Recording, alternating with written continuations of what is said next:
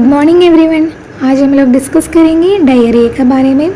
सो diarrhoea एक Greek word से derive हुआ है, उसका मीनिंग है फ्लोइंग थ्रू। ओके, सो एक second leading causes of death है अंडर 5 इयर्स। सो 5 ईयर एज में हम बच्चा लोग को देखेगा तो अगर डायरिया होगा तो डेथ भी वो लीड कर सकता है। ठीक है, तो सेकंड लीडिंग कॉज है डेथ का।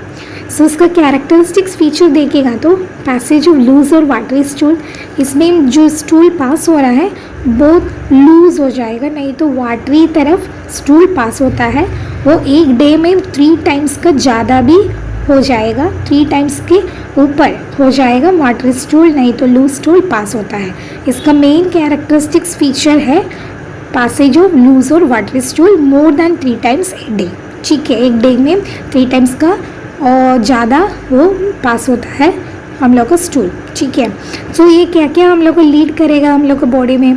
सो हम लोग को बॉडी में वो डिहाइड्रेशन जो लीड करता है, ठीक है, क्योंकि पूरा फ्लूइड बाहर निकल रहा है इसलिए डिहाइड्रेशन हो जाएगा और एब्डोमिनल क्रैम्प हो जाएगा और urgency accompanied by nausea. So urgency होगा, उसके साथ नोजिया भी हो जाएगा और फीवर भी होता है। फीवर क्यों हो रहा है कि उसमें rapid fluid loss and electrolyte imbalance हो रहा है, तो हम लोग का बॉडी का इलेक्ट्रोलाइट भी लॉस हो रहा है, फ्लूइड भी लॉस हो रहा है, इसी के वो रैपिडली हो रहा है, उसी की वजह से फीवर भी हो रहा है।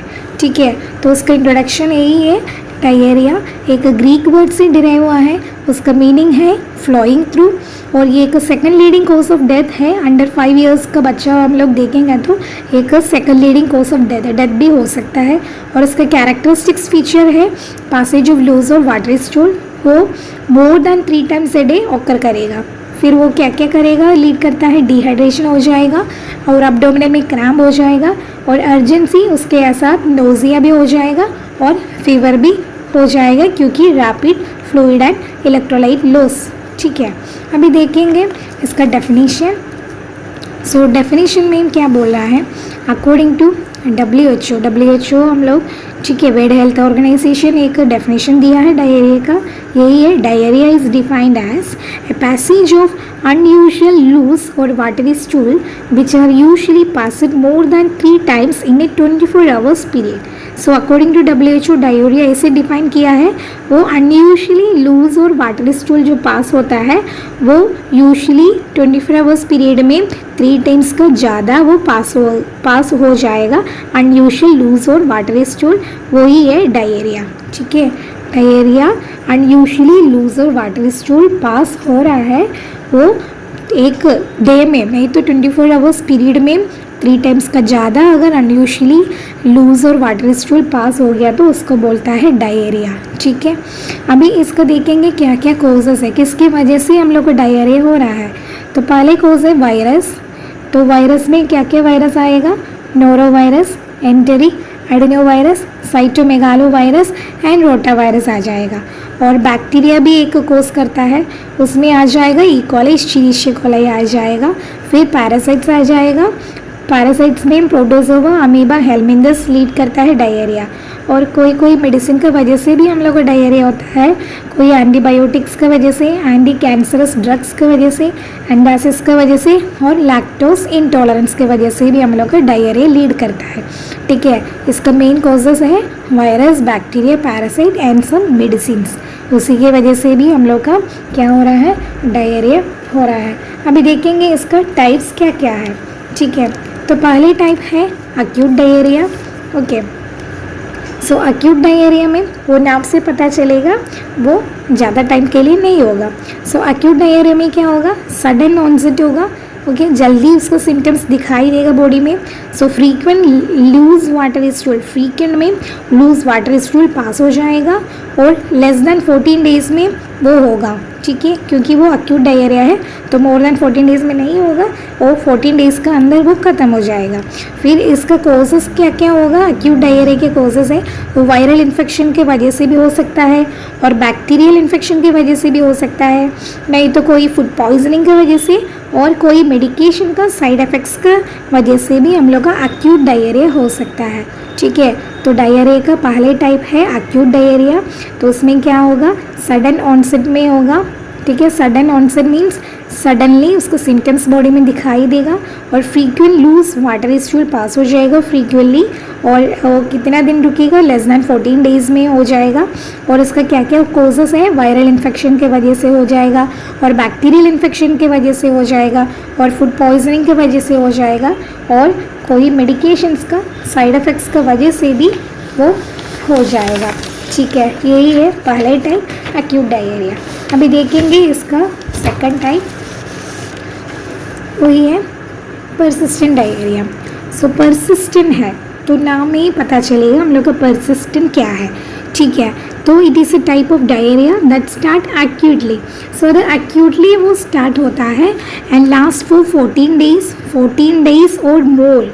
ओके, 14 डेज़ में वो लास्ट तक रुकेगा, नहीं तो उसका ज़्यादा भी हो जाएगा, but less than 4 weeks, but 4 weeks का ज़्यादा नहीं होगा। ठीक है, तो एक टाइप ऑफ डायरिया है, वो एक्यूटली स्टार्ट करेगा, वो कितना दिन तक रुकेगा, 14 डेज़ और मोर तक रुकेगा, बट 4 वीक का ज़्यादा नहीं रुकेगा, 4 वीक के अंदर वो ख़त्म हो जाएगा। और इसका क्या क्या रीज़न होता है परसिस्टेंट डायरिया होने के लिए, मे बी एक्यूट इन्फेक्शन के वजह से हो जाएगा। ठीक है, और पैरासिटिक इन्फेक्शन के वजह से हो जाएगा, और लैक्टोज इंटॉलरेंस की वजह से, और पुअर सैनिटेशन एंड हाइजीन की वजह से भी हो जाएगा। ठीक है, वही है परसिस्टेंट डायरिया। सो एक्यूटली वो स्टार्ट करेगा, 14 डेज़ और मोर वो लास्ट रहेगा, बट वो लेस दैन 4 वीक्स के अंदर वो ख़त्म हो जाएगा। सो उसका क्या क्या कोजेस है, एक्यूट इन्फेक्शन के वजह से, पैरासिटिक इन्फेक्शन की वजह से, लैक्टोज इंटॉलरेंस की वजह से, और उधर पुअर सैनिटेशन है, पुअर हाइजीन है, मीन्स अनहाइजीनिक एरिया है, उसी के वजह से भी परसिस्टेंट डायरिया हो जाएगा। ठीक है, अभी थर्ड टाइप देखेंगे chronic diarrhoea. So chronic diarrhoea क्या है, it is a passage of loose और watery stool lasting more than 4 weeks. Okay, ये एक टाइप ऑफ डायरिया है। इसमें क्या होता है, उस नाम में पता चलेगा क्रॉनिक है तो बहुत लंबा टाइम तक रुकेगा। So it is a passage of loose और watery stool lasting more than 4 weeks. पहले जो बताया persistent diarrhoea less than 4 weeks में वो ख़त्म हो जाएगा, और क्रॉनिक डायरिया में क्या है, वो मोर दैन 4 वीक्स का ज़्यादा वो लास्ट करेगा। जैसे लूज और वाटर स्टूल जो पास होता है मोर देन 4 वीक्स का ज़्यादा भी वो ऐसे होगा, बहुत लंबा टाइम, उसका बोलता है क्रॉनिक डायरिया। तो उसका क्या क्या कारण हो जाएगा, इंटेस्टाइनल ट्यूबरकुलोसिस की वजह से हो जाएगा, और HIV रिलेटेड इन्फेक्शन की वजह से, और माल एब्जॉर्प्शन सिंड्रोम, और कोई ड्रग का इंड्यूस, कोई ड्रग हम लोग यूज़ करेगा उसी के वजह से भी हम लोग का क्रॉनिक डायरिया हो जाएगा। तो क्रॉनिक डायरिया क्या है, लूजर वाटर स्टूल जो लास्ट होता है मोर देन 4 वीक्स का ज़्यादा टाइम वो रुकेगा, और उसका क्या क्या कारण है, इंटेस्टाइनल ट्यूबरकुलोसिस के वजह से, HIV रिलेटेड इन्फेक्शन के वजह से, माल एब्जॉर्प्शन सिंड्रोम के वजह से, और ड्रग इंड्यूस्ड कोई ड्रग का वजह से भी, साइड इफेक्ट्स में भी हम लोग का क्रॉनिक डायरिया हो जाएगा। ठीक है, अभी देखेंगे इसका। तो ऐसे टाइप्स कितने टाइप है, 4 टाइप्स है, एक्यूट 3 टाइप्स है, acute diarrhoea, persistent diarrhoea and chronic diarrhoea. ठीक है, अभी देखेंगे इसका पैथोफिजियोलॉजी कैसे है, ये कैसे स्प्रेड हो रहा है, कैसे हम लोग का बॉडी में डायरिया हो जाएगा। देखेंगे पहले क्या है, ड्यू टू एटियोलॉजिकल फैक्टर्स, अभी जो बताया सारा रीज़न, तो वायरल हो जाएगा, बैक्टीरियल हो जाएगा, पैरासिटिक वजह से, और कोई मेडिकेशन की वजह से। ठीक है, वही है ड्यू टू एटियोलॉजिकल फैक्टर्स। क्या हो रहा है, ऑल्टर्ड सेक्रीशन और अब्जॉर्प्शन। तो हम लोग का मेन, हम लोग को पता है स्मॉल इंटेस्टाइन में पूरा अब्जॉर्प्शन हो रहा है, तो अब्जॉर्प्शन ऑल्टर हो गया, चेंज हो गया, चेंजेस हो गया अब्जॉर्प्शन में, हम लोग का इंटेस्टाइनल अब्जॉर्प्शन में चेंज हो गया। तो access fluid in the intestinal lumen, तो इंटेस्टाइनल लूमेन में एक्सेस फ्लूइड एक्यूमुलेट होने के लिए स्टार्ट होगा, तो फिर वो क्या करेगा, तो हम लोग का जो स्टूल जो पास होता है उसमें ज़्यादा वॉल्यूम में, मीन्स लूज और वाटर स्टूल पास हो जाएगा। Increase stool volume and frequency, उसका फ्रीक्वेंसी भी ज़्यादा रहेगा, उसका स्टूल का वॉल्यूम भी ज़्यादा रहेगा, वैसे ही वो डायरिया कोज करता है। ठीक है, so due to aetiological factors की वजह से क्या हो रहा है, हम लोग का अब्जॉर्प्शन ऑल्टर हो गया, सेक्रेशन और अब्जॉर्प्शन ऑल्टर हो गया, उसमें चेंजेस हो जाएगा। ठीक है, सो क्या होगा, हम लोग का इंटेस्टाइनल लूमेन में एक्सेस फ्लूइड हो गया, तो वो फिर वो क्या करेगा, वो स्टूल में ही पास हो जाएगा, बॉडी से निकल रहेगा, स्टूल से। स्टूल वॉल्यूम तो बड़ा हो गया, बढ़ते रहेगा, इंक्रीज स्टूल वॉल्यूम हो गया और फ्रीक्वेंस भी इंक्रीज हो गया, वही लीड करता है हम लोग का डायरिया को। ठीक है, तो क्या क्या साइन एंड सिम्टम्स दिखाई देगा हम लोग का डायरिया में वो देखेंगे। तो इसमें आएगा हाइपोटेंशन, ठीक है, लो ब्लड प्रेशर हो जाएगा और टकीकार्डिया, ठीक है, हम लोग का पल्स रेट बहुत but means greater than 100 BPM, okay, 100 beats per minute का ज़्यादा हो जाएगा, टकीकार्डिया होगा, ओके, और मसल क्रैम्स होगा और ठीक है, और वीकनेस होगा, अरिथमियास को होगा, थर्स्ट होगा, पोअर स्किन, टर्गर होगा और यूरिन आउटपुट डिक्रीज हो जाएगा, संगन आइज होगा, dry mouth, tongue, loss of appetite, frequent passage of loose और watery stool, increase stool volume और abdominal cramp, pain, nausea and vomiting, ये सारा साइन एंड सिम्टम्स दिखाई देगा हम लोग को बॉडी में। ठीक है, अभी देखेंगे इसका डायग्नोस्टिक इवैल्यूएशन में हम लोग क्या क्या करेंगे। तो पहले हम लोग हिस्ट्री कलेक्ट करेगा, क्या क्या हिस्ट्री कलेक्ट करेगा, जैसे रिलेटेड ऑनसेट कब से स्टार्ट हो गया साइन एंड सिम्टम्स, उसका ड्यूरेशन, उसका फ्रीक्वेंसी और वॉल्यूम, कंसिस्टेंसी और medical history, travel history and food और H2 एक्सपोजर हुआ क्या नहीं, ये सारा हम लोग देखेंगे हिस्ट्री में। ठीक है, फिर फिजिकल एग्जामिनेशन में क्या हम लोग असेस करेगा, डिहाइड्रेशन हुआ कि नहीं वो हम लोग देखेंगे, उसका क्या क्या साइन एंड सिम्टम्स होगा डिहाइड्रेशन का, उसका ड्राई माउथ ड्राई रहेगा, उसका पोअर स्किन, टर्गर हो जाएगा, ओके, और फास्ट हार्ट रेट फास्ट हो जाएगा और लो बीपी होगा और लेथार्जी भी होगा।